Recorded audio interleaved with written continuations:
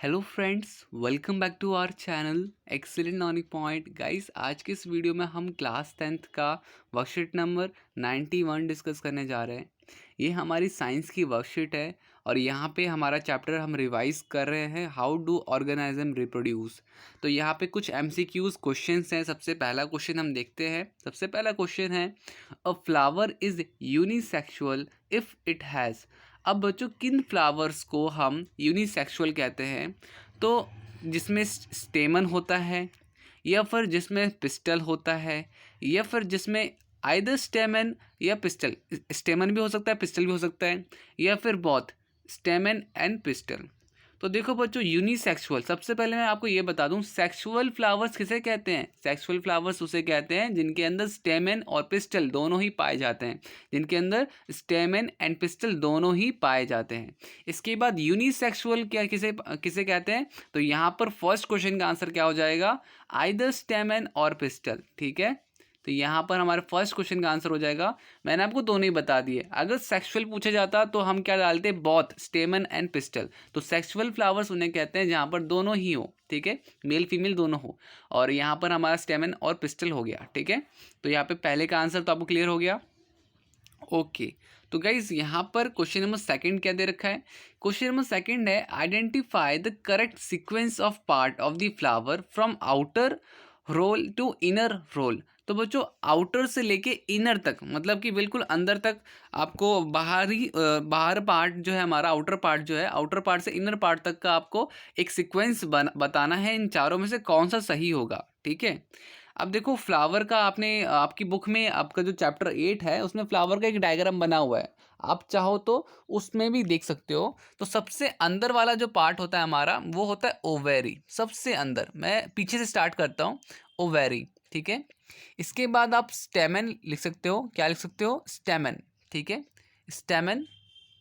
और इसके बाद सेपल।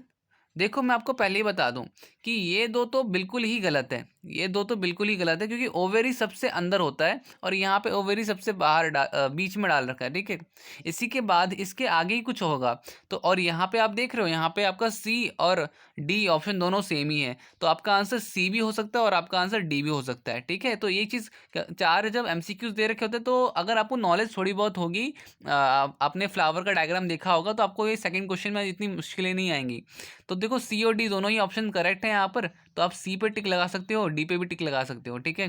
वैसे तो क्वेश्चन में कुछ ना कुछ मिस्टेक सी लग रही है मेरे को, क्योंकि सेपल और स्टिग्मा भी आगे पीछे पता नहीं क्या कर रखा है इन्होंने। मगर अगर इन चारों में से मुझे अगर आंसर ढूंढना है, तो यहाँ पे सी मेरा करेक्ट ऑप्शन होगा, ठीक है। सी हमारा करेक्ट ऑप्शन होगा, ओवेरी, स्टेमन, सेपल और स्टिग्मा, ठीक है। अच्छा बच्चों, अब यहाँ पर हमारा जो नेक्स्ट क्वेश्चन है, लिखा हुआ है, compare the diagrams A and B. अब बच्चों, ए क्या है? आपका फ्लावर है ये, ठीक है। फ्लावर का रिप्रोडक्टिव सिस्टम है और यहाँ पे ये वुमेन का रिप्रोडक्टिव सिस्टम है, ठीक है। तो लिखा हुआ है, where does the process of fertilization take place. Fertilization flower में कहाँ पर होता है, और इसके बाद आपका फीमेल रिप्रोडक्टिव सिस्टम में कहाँ पर होता है, ठीक है। तो देखो, आपको यहाँ पर अब नाम बताने हैं। तो यहाँ पर देखो, आप सबको पता होना चाहिए कि इसमें ओवेरी होता है। फ्लावर में किधर? ओवेरी में, ठीक है। वापस से बता रहा हूँ, फ्लावर में किधर? ओवेरी में।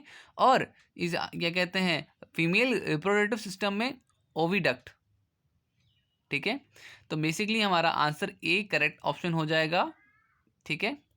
तो गाइज, आप सबको क्या करना है, आप सबको डायग्राम्स की इंफॉर्मेशन बहुत अच्छी होनी चाहिए। आपको डायग्राम्स की जो नॉलेज है वो और भी अच्छी होनी चाहिए, तभी जाकर के आप ये MCQs क्वेश्चंस हैंडल कर पाओगे, ठीक है। इसके बाद क्वेश्चन नंबर 4 कर लेते हैं। क्वेश्चन नंबर 4 क्या है? The diagram shows the cross section through the carpel of the flower just before fertilization. अब देखो, फर्टिलाइजेशन जो होगा, आपसे पूछा जा रहा है, where will be the male and female gametes be just before fertilization. कहाँ होंगे फर्टिलाइजेशन से पहले, किधर होने चाहिए? तो देखो, आपको ना यहाँ पे कैसे करना है आंसर। तो देखो, मैं आपको बता देता हूँ, ये ट्रिकी क्वेश्चन है थोड़ा सा। तो देखो, आपको दिख रहा है ABCD, ठीक है। तो एक बात बताओ, जो डी ऑप्शन करेक्ट होगा क्या? डी ऑप्शन करेक्ट होगा क्या? कहीं पर भी ई दिखा क्या हमें? पूरे डायग्राम में कहीं पर भी ई दिखा?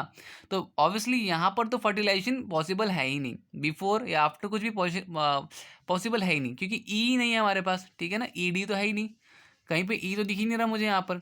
इसके बाद डी कहीं पे दिख रहा है क्या? डी सॉरी डी तो दिख रहा है, ई कहीं पे दिख रहा है क्या? तो ई भी हमें कहीं पे भी नहीं दिख रहा। ठीक है, इसी तरह से आपका क्या कहते हैं सी के साथ ई नहीं दिख रहा, तो हमारा यहाँ पे ए ऑप्शन करेक्ट होगा। ठीक है, तो ये हो जाएंगे आपके फोर्थ क्वेश्चन का आंसर।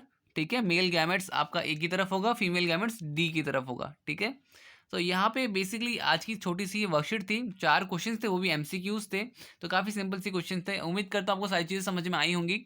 वीडियो अच्छी लगी तो प्लीज़ लाइक शेयर कमेंट जरूर कीजिएगा। एंड आज की वीडियो में इतना ही, मिलते हैं नेक्स्ट वीडियो में, तब तक के लिए bye bye and take care.